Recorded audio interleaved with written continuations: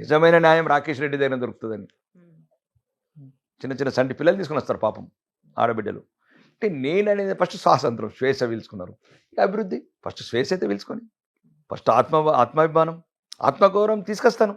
తెలంగాణ అసెంబ్లీలో గిరిగిస్తున్నా నిగ్గదిస్తున్నా అవసరమైతే అగ్గి ఉట్టిస్తా. ఎందుకు ప్రతిపక్షంలో ఒక్కడికి ఎందుకు ఇచ్చిన 200 కోట్ల స్కూల్? తెలంగాణలో ఏకైక మగాన్ని నా ఒక్కడికి ఇచ్చారు.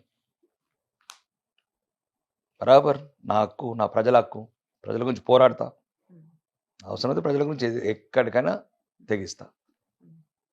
అంటే రేవంత్ రెడ్డికి 100 గుండెలు ఉంటాయి, ఎట్లా మాకు ఒకటే గుండె ఉంటుందా? ఎట్లా? ఆయన ఎమ్మెల్యే, నేను ఎమ్మెల్యే. నా ప్రాంతం ఇప్పుడు ఆ వాటా కావచ్చు, పన్నులు కావచ్చు, అప్పులు కావచ్చు, నా ప్రజల భాగస్వామ్యం ఉంది. నా ప్రజల భాగస్వామ్యం గురించి అడుగుతున్నాను అంతే తప్ప ఎక్కడ వెనుక చేసలేదు. ప్రజల అభివృద్ధిలో కావచ్చు, ఆత్మాభిమానం కావచ్చు, ఆత్మగౌరవంలో కావచ్చు.